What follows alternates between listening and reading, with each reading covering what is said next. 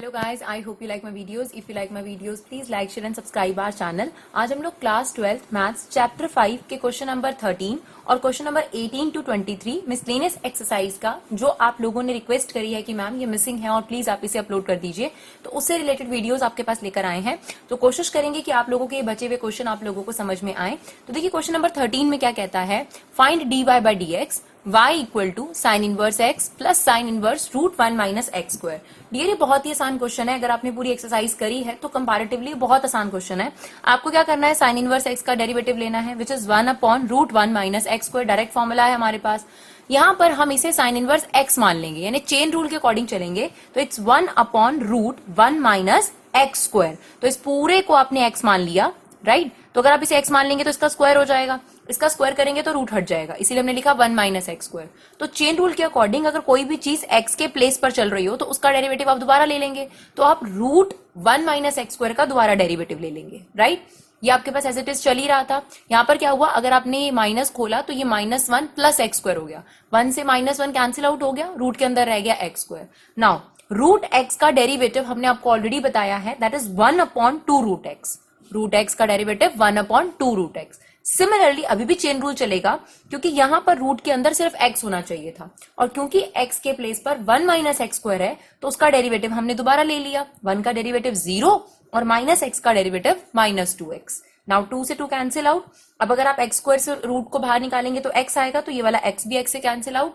ये आपके पास बच गया dear -1 upon √1 minus x square. तो आप देख सकते हैं कि ये पूरा का पूरा इससे कैंसिल आउट हो जाएगा और हमारे पास आंसर जो है वो 0 आ जाएगा. बस यही वजह थी कि हमें लगा ये बहुत ही सिंपल क्वेश्चन है, तो इसीलिए हमने आपके पास ये क्वेश्चन जो है आप लोगों के लिए रिविजन के लिए छोड़ा था. बट कोई बात नहीं, अब आप लोगों को समझ में आ गया होगा कि आप इस क्वेश्चन को कैसे अटेम्प्ट कर सकते हैं. ठीक है, चलिए question number 18 to question number 23 देखते हैं. क्वेश्चन नंबर 18 में आपको क्या कहता है, आपके पास मॉड्यूलस एक्स क्यूब फंक्शन दिया है और आपको कहता है कि आप इसका डबल डेरिवेटिव निकाल कर दीजिए अगर आपके रियल नंबर्स के लिए अगर ये एग्जिस्ट करता है. तो बहुत आसान है डियर. हमने सबसे पहले जैसे मॉड्यूलस के लिए हमें पता है कि हम उसको 2 पार्ट्स में स्प्लिट कर देते हैं, तो हम इस फंक्शन को 2 पार्ट में स्प्लिट कर देंगे डिपेंडिंग अपॉन कि यहां पर ये किस पर 0 हो सकता है. तो अगर आप बात करेंगे तो ये किस पर 0 हो सकता है, एक्स की वैल्यू 0 पर, राइट. कोई भी मॉडुलस वाला फंक्शन होता है, जैसे मान लीजिए x -1 होता, तो यहां पर आप x की क्या वैल्यू रखते कि ये फंक्शन 0 हो जाता, ऑब्वियसली 1. तो यहां पर आप जो ब्रेकअप करते वो ग्रेटर देन 1 और लेस देन 1 पर करते. सिमिलरली अगर आपके पास x +2 होता, राइट, तो आप क्या कहते कि ये मॉडुलस कहां पर 0 हो सकता है, -2 पर. तो सिमिलरली बस आपको वो पॉइंट ढूंढना होता है जहां पर मॉडुलस की वैल्यू 0 हो जाती है. तो अगर आप कह रहे हो कि -2, तो -2 का लेफ्ट राइट और -2 का लेफ्ट, यहीं पर आपके पास 2 फंक्शन बन जाते हैं मॉडुलस के. तो सिमिलरली अगर हम इसकी बात करें तो यहां पर x की वैल्यू 0 पर ये आपके पास क्या बन जाएगा, 0. तो 0 के राइट में ये पॉजिटिव है और 0 के लेफ्ट में ये नेगेटिव है. तो हमने इसके 2 ब्रेकअप कर लिए. x <= 0 पर ये माइनस ब्रैकेट खुलेगा और क्यूब तो आपके पास लगा ही हुआ है, और x < 0 यानी इस डायरेक्शन में ये पॉजिटिव होगा, बाकी क्यूब तो आपके पास लगा ही हुआ है. तो हमने मॉडुलस का ब्रेकअप करा, -x और फिर उसका क्यूब प्लस x फिर उसका whole cube. Now take a derivative f' first derivative. तो कंडीशंस यही रहेंगी, -x³ का डेरिवेटिव -3x², सेम कंडीशन के साथ, और ये हो गया 3x². सिमिलरली इसी का दोबारा डेरिवेटिव ले लीजिए, तो 3 एज इट इज, x² का डेरिवेटिव 2x, तो ये हो जाएगा -6x. कंडीशन सेम रहेंगी. Similarly this is 6x. तो this is the second derivative of the modulus x³, right. आपको क्या करना पड़ेगा, ब्रेकअप करना पड़ेगा, और उसके बाद ही आप इस तरीके से 2 कंडीशंस के बेसिस पर ही मॉडुलस का क्या निकाल सकते हैं, डेरिवेटिव्स निकाल सकते हैं, राइट. चलिए क्वेश्चन नंबर 19 देखते हैं. क्वेश्चन नंबर 19 में क्या कहता है, using mathematical induction prove that, ये आपके पास एक फंक्शन दे रखा है for all positive natural number. तो आपको कहा है मैथमेटिकल इंडक्शन से प्रूव करना है, तो चलिए मैथमेटिकल इंडक्शन से प्रूव करते हैं. स्टेप 1 क्या होता है डियर, लेफ्ट हैंड साइड और राइट हैंड साइड हम अलग अलग ले लेते हैं. तो ये आपके पास लेफ्ट हैंड साइड है और ये हमारी राइट हैंड साइड है.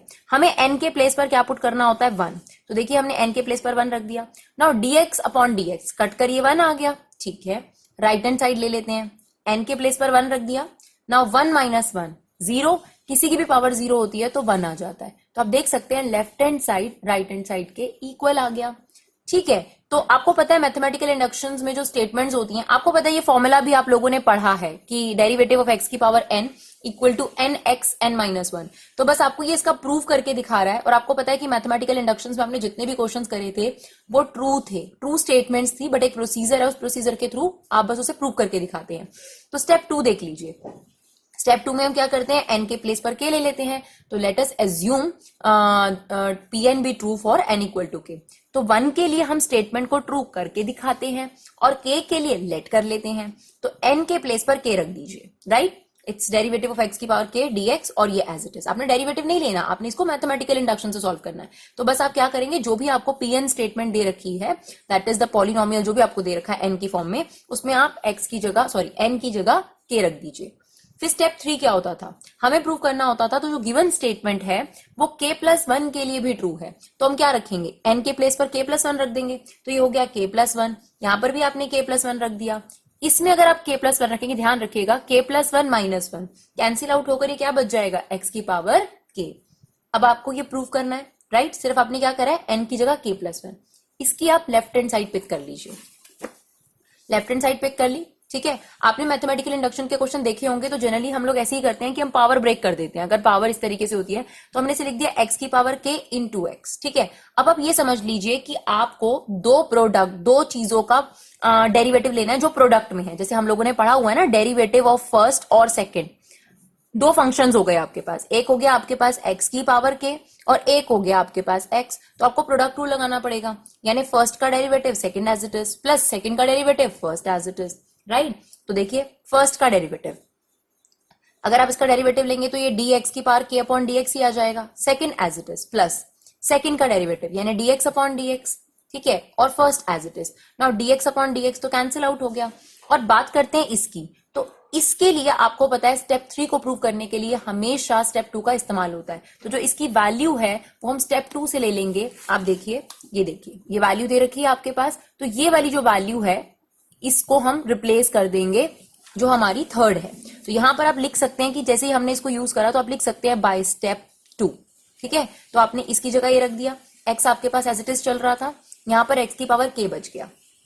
अब आप देखिए दोनों का बेस सेम है, पावर्स क्या हो जाएंगी, ऐड हो जाएंगी। तो k माइनस 1 प्लस 1, तो अगर आप x की पावर k माइनस 1 प्लस 1 करेंगे तो क्या बचेगा आपके पास, x की पावर k। अब आप क्या करिए, x की पावर k कॉमन ले लीजिए, ब्रैकेट में आपके पास बच जाएगा k प्लस 1। तो आप देखिए जो आपकी राइट हैंड साइड थी वो यही है। That means that statement is true for all natural numbers, ठीक है। Then therefore Pn be true for all natural number. तो मैथमेटिकल इंडक्शन से हमने इसे प्रूव कर लिया। तो आपका थोड़ा रिवाइज हो जाएगा मैथमेटिकल इंडक्शन। उसके बाद क्वेश्चन नंबर 21 में आपसे कहता है, does there exist a function which is continuous everywhere but not differentiable at exactly 2 point, justify your answer. तो देखिए यार, हमने सिर्फ आपको एक फंक्शन बताया है, आप इसमें जो है left hand limit right hand limit लगाकर आप इसकी कॉन्टिन्यूटी चेक कर सकते हैं और आप इसकी डिफरेंशिएबिलिटी के लिए लेफ्ट हैंड डेरिवेटिव और राइट हैंड डेरिवेटिव करके कर सकते हैं। तो आप देखिए ये आपके पास एक ऐसा फंक्शन है, कोई भी आप मॉडुलस वाला फंक्शन लिख दीजिए, x minus 2 modulus plus x minus 3। अगर आप बात करेंगे तो ये कॉन्टिन्यूअस होगा। आप चेक करेंगे तो कॉन्टिन्यूटी आप चेक कर सकते हैं, सी पर कॉन्टिन्यूटी चेक कर सकते हैं या किसी और पॉइंट पर। सी आर्बिट्री है तो आप इसका लेफ्ट हैंड लिमिट और राइट हैंड लिमिट निकालकर इसकी कॉन्टिन्यूटी चेक करिए, ये आपके पास कॉन्टिन्यूअस है। बट अगर आप इसको डिफरेंशिएबिलिटी चेक करने की कोशिश करेंगे तो ये 2 पर और 3 पर डिफरेंशिएबल नहीं है। तो हमसे ऐसा फंक्शन मांगा गया था, क्या कोई ऐसा फंक्शन है? तो यस, आप ऐसा कोई भी फंक्शन बना सकते हैं। लेट इट बी, आप ये बना सकते हैं। तो आप ये बोलेंगे कॉन्टिन्यूअस तो है लेकिन डिफरेंशिएबल नहीं है 0 पर और 2 पर। सिमिलरली आप ये बना सकते हैं, तो आप ये बोल सकते हैं कि कॉन्टिन्यूअस तो है लेकिन ये 1 पर और 3 पर डिफरेंशिएबल नहीं है। तो आप कॉन्टिन्यूटी की अगर बात करते हैं तो आपने पहली एक्सरसाइज कर रखी है डियर, तो आप उसे कॉन्टिन्यूटी, दोनों कॉन्टिन्यूटी चेक कर दीजिए सी पर, और left hand derivative right hand derivative भी हमने आपको निकालना सिखाया है, तो वो आप कर प्रूव कर सकते हैं, जस्टिफाई कर सकते हैं, राइट। चलिए नेक्स्ट क्वेश्चन की तरफ बढ़ते हैं, क्वेश्चन नंबर 20। क्वेश्चन नंबर 20 में आपको कहता है, using the fact sine a plus b that is equal to sine a cos b plus cos a sine b. ये आइडेंटिटी आपको पता है साइन की, आपने 11th क्लास में करी है। एंड डिफरेंशिएशन, मतलब using the fact and differentiation, इन दोनों बातों का इस्तेमाल करो, इस फैक्ट का और डिफरेंशिएशन का। Obtain the sum formula for cosine, मतलब इसी का इस्तेमाल कर कर इसका डेरिवेटिव लेकर हमें यहां पर कोसाइन फॉर्मूला निकालकर दिखाना है, यानी कॉस ए प्लस बी का फॉर्मूला डिराइव करना है, which is cos A cos b minus sine A sine b. तो ठीक है, हमारे पास ये फैक्ट दे रखा है तो हमने इसका डिफरेंशिएशन कर दिया। अब आप विद रिस्पेक्ट टू टी ले सकते हैं, कोई भी और एक्स भी ले सकते हैं जो यहाँ पर वेरिएबल अवेलेबल नहीं है। तो differentiate with respect to t, क्योंकि यहाँ पर आपके पास दो वेरिएबल हैं, तो एक तरीके से आप समझ सकते हैं कि पैरामीट्रिक फॉर्म आपने करी हुई है कि एक्स डिपेंड करता था थीटा पर, वाई डिपेंड करता था थीटा पर, फिर हम लोग उससे ज्वाइन कर डीवाई बाई डी एक्स निकालते थे। तो यहाँ ए और बी है, ये भी आपके लिए वेरिएबल है, तो आप एक थर्ड वेरिएबल ले लीजिए जो उनमें कनेक्टिविटी बिठाएगा, दैट इज टी। टी के रिस्पेक्ट में डेरिवेटिव ले लेते हैं। तो पहले इसे साइन चेन रूल लगाएंगे हम लोग, यहाँ पर साइन टी मान लीजिए, तो साइन टी का डेरिवेटिव कॉस टी, फिर क्योंकि ये चीज टी के प्लेस पर है तो उसका डेरिवेटिव आपके पास टी के रिस्पेक्ट में हो जाएगा, राइट। सिमिलरली साइन ए का डेरिवेटिव कॉस ए, फिर क्योंकि टी की जगह पर ए है तो D A by D T, cos B as it is. Cos A का डेरिवेटिव, सॉरी अभी यहाँ पे प्रोडक्ट रूल लगेगा, पहले साइन ए का डेरिवेटिव हमने कॉस ए लिया, फिर ए का derivative D A by D T, cos B as it is. फिर आपके पास sine A as it is, cos B का डेरिवेटिव माइनस साइन बी, फिर बी का डेरिवेटिव हम दोबारा लेंगे क्योंकि यहाँ टी होना चाहिए था, D B by D T. Similarly हम यहाँ पर प्रोडक्ट रूल लगाएंगे, कॉस ए का डेरिवेटिव माइनस साइन ए और ए का दोबारा ले लेंगे d A by D t, sine b as it is, plus cos a as it is, sine b का डेरिवेटिव कॉस बी और बी का दोबारा डेरिवेटिव लेंगे d B by D t. तो ये हमने डिफरेंशिएशन कर लिया डियर। एक बार अभी यहां पर और बचा है, ये भी कर लीजिए। ए का डेरिवेटिव लेंगे तो D A by D t, b का डेरिवेटिव लेंगे तो d B by D t. Okay, अब आप इसे मल्टीप्लाई कर दीजिए, ठीक है, ये हो जाएगा cos a plus b d A by D T, cos a plus b d B by D t, ठीक है। उसके बाद अगर आप ध्यान से देखेंगे तो यहाँ पर जो चीजें कटती हैं उन्हें आप काट सकते हैं, जो कॉमन आ रही है वो कॉमन ले लीजिए, राइट। तो देखिए कुछ कट तो रहा नहीं है बट कॉमन आप ले सकते हैं, तो पहले आप इसको अंदर मल्टीप्लाई कर दीजिए और जो कॉमन वाली चीजें, अब जैसे मान लीजिए इसमें D A by D T है और इसमें भी D A by D T है, तो दोनों में से हम D A by D T common ले लेंगे, और जो ये एक्सप्रेशन है और ये एक्सप्रेशन है इन दोनों में d B by D T common है, तो दोनों में से d B by D T common ले लेंगे, राइट। तो देखिए हमने यही करा, आपके पास इसको मल्टीप्लाई नहीं करा क्योंकि हम वहां पे भी राइट साइड पे भी कॉमन ले रहे हैं तो इसको एज इट इज रहने दिया, राइट। और यहां पर बल्कि क्या करा हमने, कॉस ए कॉस भी कॉमन ले लिया। ओके, हमने इसको अलग तरीके से करा, रादर देन वो कॉमन लेने के हमने क्या किया, आप देखिए ये आपके पास कॉस ए कॉस बी है, ये भी कॉस ए कॉस बी है, तो दोनों में से कॉस ए कॉस बी कॉमन ले लिया, ठीक है। तो अंदर रह जाएगा आपके पास D A by D T. Similarly इन दोनों में से माइनस साइन ए साइन बी कॉमन है, वो ले लिया, तो ब्रैकेट में क्या रह जाएगा आपके पास D A plus D A by D T plus D B by D T, right.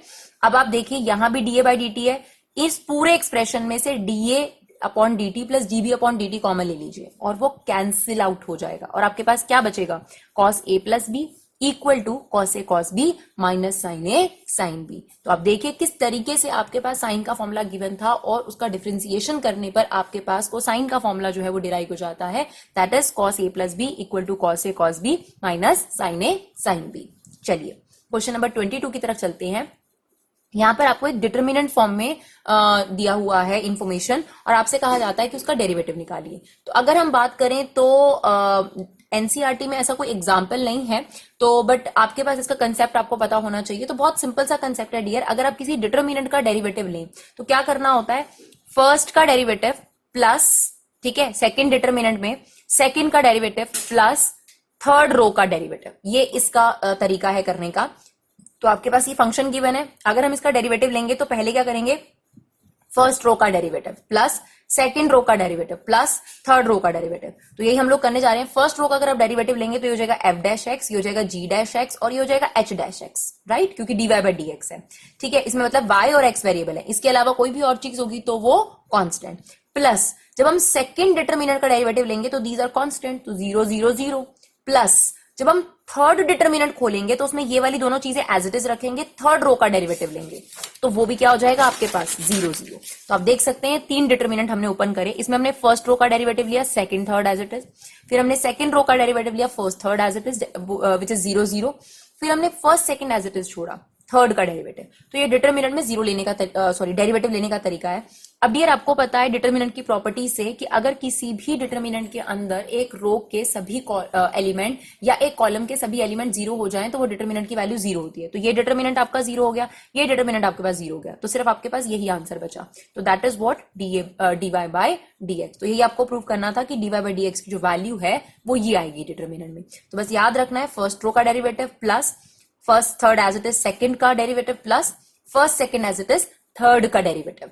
तो यहां पर ऐसा हुआ कि कांस्टेंट थे तो ये 0 हो गया कॉलम आपके पास, रो पूरा, और इसका जो डिटर्मिनेंट की वैल्यू है वो भी 0 आ जाएगी। तो dy/dx आपके पास ये आ गया, राइट।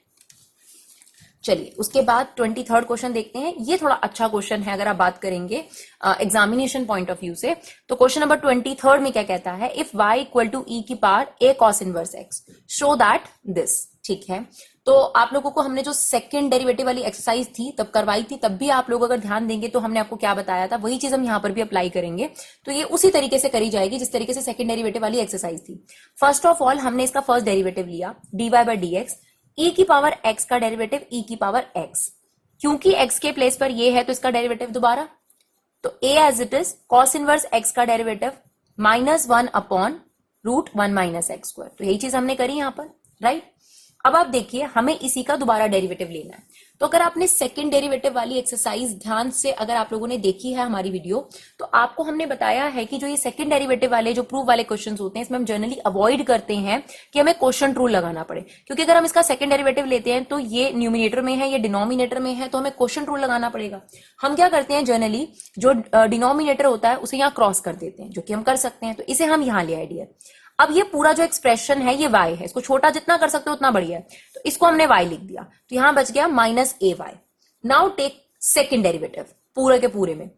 अब यहां पर तो प्रोडक्ट रूल लगेगा, तो avoiding quotient rule and go for product rule. तो यहाँ पे फर्स्ट का डेरिवेटिव दैट इज √x का डेरिवेटिव 1 अपॉन 2√x, फिर क्योंकि x के प्लेस पर ये इसका डेरिवेटिव दोबारा 1 का डेरिवेटिव 0 - x² का 2x हो गया, dy/dx as it is, plus ये एज इट इज dy/dx का derivative d²y upon dx², minus a as it is y का डेरिवेटिव dy/dx, राइट। अब हम सेकंड डेरिवेटिव ऑलरेडी ले चुके हैं, यानी अब हमने और डेरिवेटिव नहीं लेना और हमें किसी भी तरीके से ये जो आपके पास प्रूव है ये लेकर आना है। हम इसमें दो तरीके फॉलो कर सकते हैं डियर, या तो हम वैल्यूज निकाल लें फर्स्ट डेरिवेटिव की, सेकंड डेरिवेटिव की वैल्यू निकाल लें और यहां पर सेकंड डेरिवेटिव की वैल्यू रख दें, फर्स्ट डेरिवेटिव की वैल्यू रख दें, y की वैल्यू रख दें, सब कुछ मल्टीप्लाई करके कट जाएगा, 0 आ जाएगा। दूसरा तरीका जो हम करते हैं इसमें क्या होता है, हम पूरा आंसर ही आपके पास एज इट इज ला के देते हैं।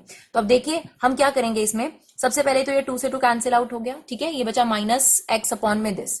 अब क्या किया डियर, हमने यहाँ पर एलसीएम ले लिया, ठीक है, क्योंकि यहाँ पर किसी भी एक्सप्रेशन में डिनोमिनेटर नहीं है इसी वजह से, तो हमने यहाँ पर एलसीएम ले लिया इस पूरे एक्सप्रेशन का, तो ये आ गया √1 - x², तो ये -x dy/dx हो गया, और इसको हमें एलसीएम से बनाने के लिए इससे मल्टीप्लाई कर दिया, तो √x को √x से मल्टीप्लाई करते हैं तो x आ जाता है, तो ये बन गया 1 - x², this one as it is equal to this.